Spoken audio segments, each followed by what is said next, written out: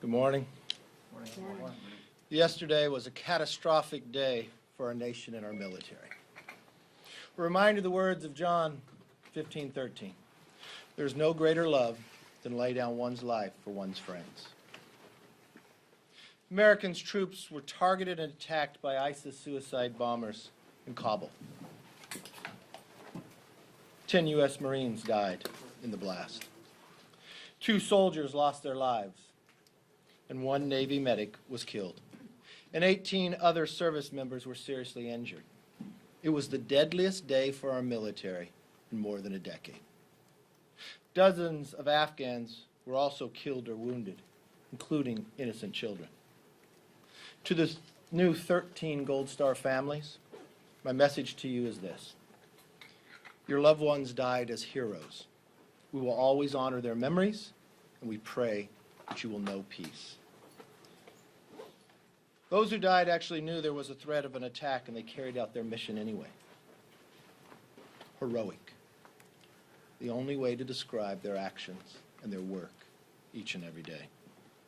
To the brave troops and stranded Americans in Afghanistan, we pray for you to return home safely. Our enemies have taken advantage of this chaotic nature of a withdrawal, and yesterday they crossed a red line. Like many of you, I listened closely to what President Biden had to say last night. And I heard the President dodge tough questions about his execution of the withdrawal. I heard him present a false choice between exiting, evacuating, and escalating. I heard him say the mission will continue, but the Taliban-dictated deadline will remain in place.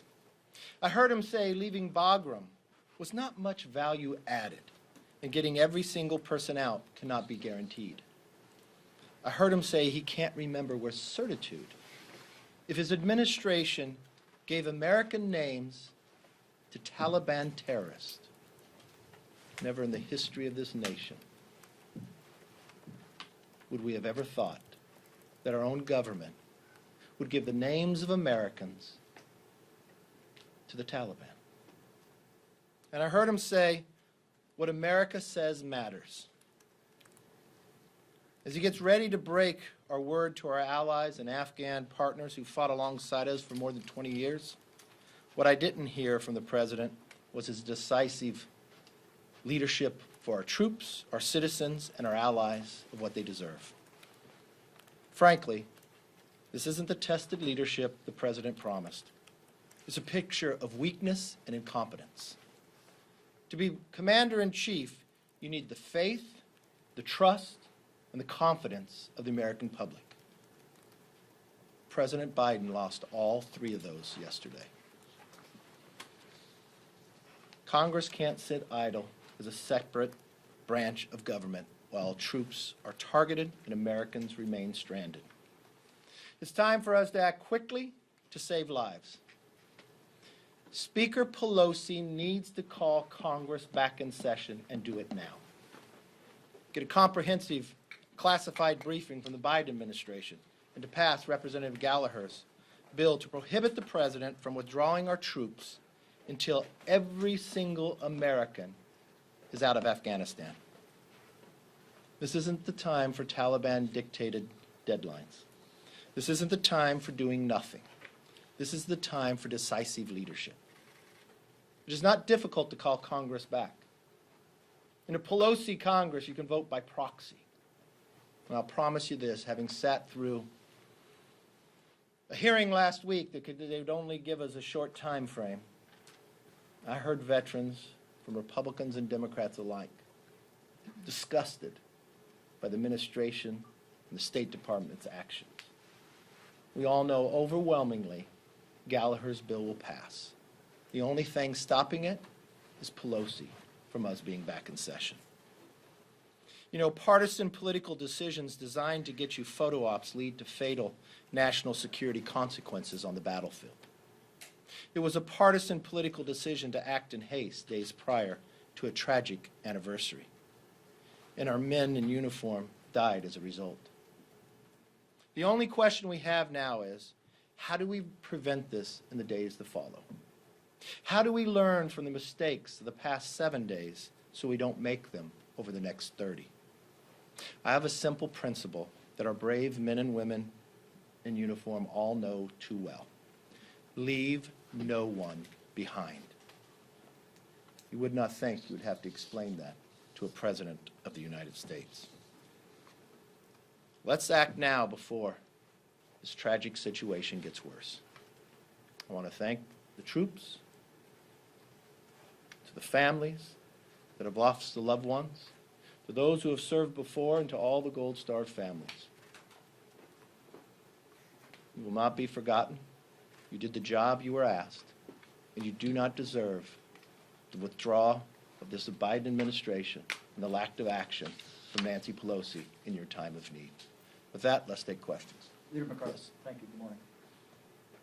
Explain in concrete terms what you would expect from a briefing here. I understand it's hard to brief members on sensitive matters when Congress is out of session, but when you talk about bringing Congress back to have a briefing, A, I have talked to a lot of members who were disappointed in what they heard in the briefing, so to what end what would that achieve? And number two, what would you want Congress to do? Is there some piece of legislation? Lay out, besides the Gallagher bill, lay out something in concrete terms of calling Congress back. Counting today, you have 5 days before the President lets Taliban dictate that we leave Americans in Afghanistan. 5 days counting today. So what can we do? We've watched the last briefings that we had. The first briefing we had over a phone where they cut people off after a few questions. They did it twice because after the first one, we had the State Department do it again. The exact same thing, leaving members in the queue with not being able to get their questions asked. When you know member after member has constituents, friends sitting in Afghanistan trying to get out. We had an in-person one where we were called back into session for a special session. After an hour and a half went, while lines were still lying down the aisle of Republicans and Democrats alike, the Democrats banged the gavel down and said we had to get back to the floor to work on $5 trillion of spending. As they worked the night before, late into the night, not one action was taken about Afghanistan. As they called the President, it wasn't about changing the deadline, it was about twisting arms to vote for almost $5 trillion, to deem it where you don't even debate it. So what would we do? We'd go back and get an update. Why would we get an update? Because what took place yesterday hasn't had that type of loss to our troops in more than a decade. In more than a decade, we have not lost that many troops in a single day. For the last 18 months prior to this administration, not one casualty in Afghanistan. But this president's action has put him in harm's way. We are a co-equal branch of government. We are elected by our constituents. We have a voice and we should use it. We should bring the administration in and have them answer every single question by every single member, which they would not allow us to do between now. And then we should go to the floor and we should allow a vote. Instead of the Democrats voting to deny Gallagher's bill from coming up, it would simply say this. Still to this day, with 5 days to go, no one in the State Department will give us the number of the amount of Americans still in Afghanistan. Why will they not give you that number? Because they've made a decision to leave Americans there, and they don't want you to know what that is. We have a right to know. The American people have a right to know. And then we should pass, as a body, and Gallagher's bill prohibits us from leaving on the 31st. The question should not be dictated by Taliban on the date. The answer should be based upon when Americans are fully and completely out of Afghanistan. That's what we would take up.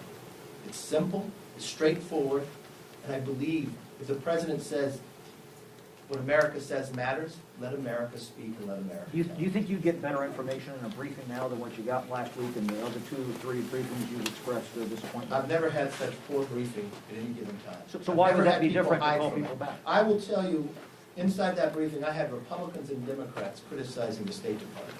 Based upon the information they were given in the past, I had questions by Democrats I heard wanting an answer they said they would not give it. Why would you quit? Why would you quit with 5 days to go? Why would you quit when Americans are still sitting over there? Why would you quit when you have allies, the UK, France, Germany, who have fought with us in Afghanistan, not because they were attacked, but because America was attacked, who have asked this president to extend the deadline so they can get their citizens out. Why would we turn our backs on them too? Why would the President Biden pick the Taliban over our allies and over Americans? It's very simple. It's not difficult. The only question raised was Speaker Pelosi. She wouldn't even take questions about Afghanistan. In a day, there was a greater death in the last decade. That's appalling. Yes.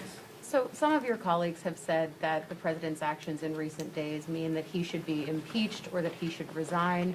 Do you agree with those calls for impeachment or resignation? Look, I'm extremely frustrated with this president. As I said, if you want to be president of the free world, you have to have the faith, the trust, and the confidence of the American people. President Biden lost that yesterday. There will be a day of reckoning, and we have a constitutional rights. Right now, in the next 5 days, everyone's responsibility should only be focused on getting the Americans out. That is what we should focus on. When that day passes, we can take up anything that hold accountable for the actions that have been taken, the lies that have been given, the missed decisions that have put Americans in harm's way, and the decision to leave Americans behind.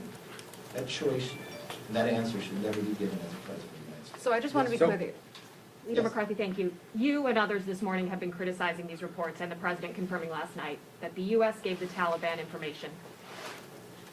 If the U.S. was trying to get Americans through Taliban checkpoints, how else were they supposed to do that without giving the Taliban information about people who needed to get through those checkpoints? What other option did the U.S. military have?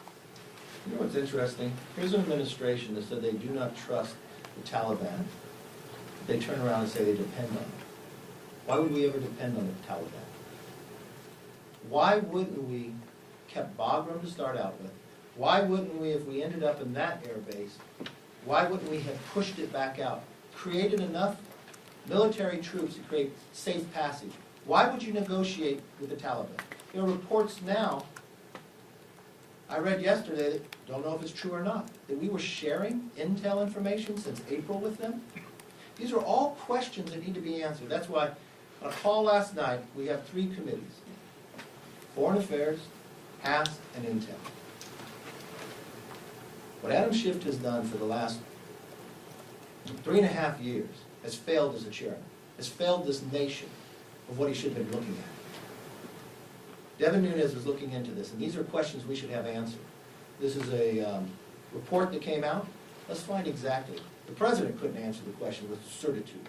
Well, he But said, at no given time should we provide to our enemy, to a terrorist organization, these are American names, we want to come into the airport. Why, when we're having other nations, our allies, going out and picking up their citizens, why wouldn't we have created a situation of safe passage? Why would the President of the United States go on television and tell all the Americans there it's safe to go to the airport if he knew that he gave the names, and then we found out 30 minutes later it was not safe, that people were being beaten? Who did they know to beat? How did they know to beat? These are questions and accountability that needs to get answered. So as we work for the next 5 days to get everybody out, and I hope that we could extend that deadline, so once we get everybody out, then we should start the very next day on the questions and the answers to hold those rightfully accountable for their misactions. Yes. Mr. Leader, a bill that you'd like to see passed specifically has a line in there about keeping American troops there only if the situation there becomes too dangerous, which would essentially still give the White House the discretion as to whether or not the troops should be there or not.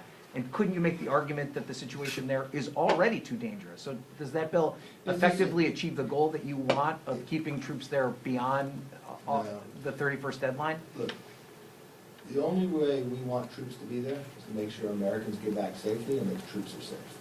The number of troops that you bring to bring safety, prior to the Biden administration, you only had 2,500 troops there. You had Bagram Air Force Base. You had 18 months and not one casualty.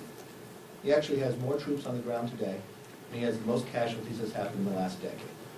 Instead of allowing the State Department to run this, I'd allow the military to run it. What does it take to get them out safely, and what does it take to do it with American men and women and not the Taliban? Do you think that There's no other answer they could be. do you think that means Two questions, if you don't Yeah. mind.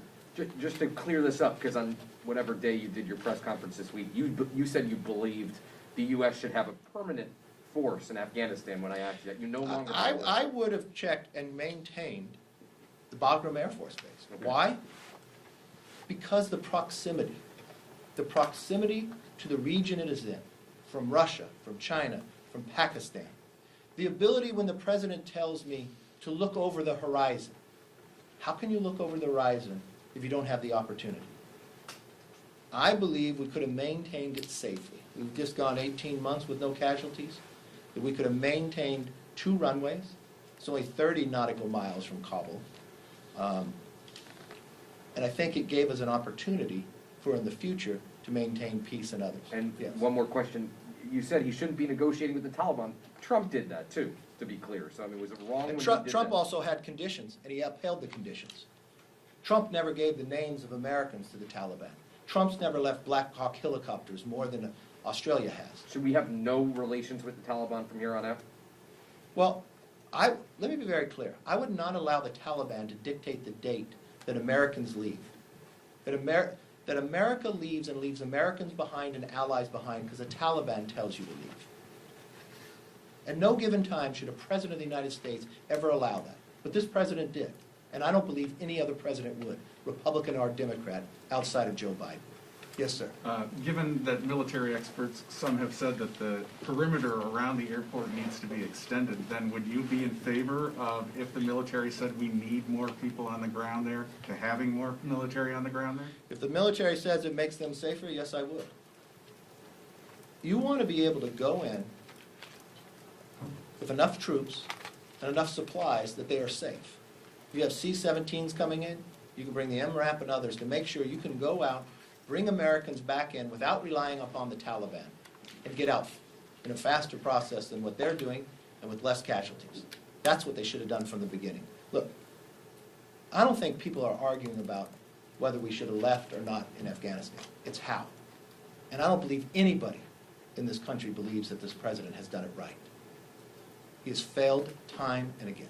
Thank you. Are we going back to war, Leader McCarthy? All right, folks, thank you so much for joining us here at Golden State Times. If you're new to the channel, we encourage you to subscribe by clicking that middle button. Also, check out our previous video by clicking the video on the right, or a video you might enjoy by clicking the video on the left. Also, don't forget to click the thumbs up button and share this video on social media. Peace.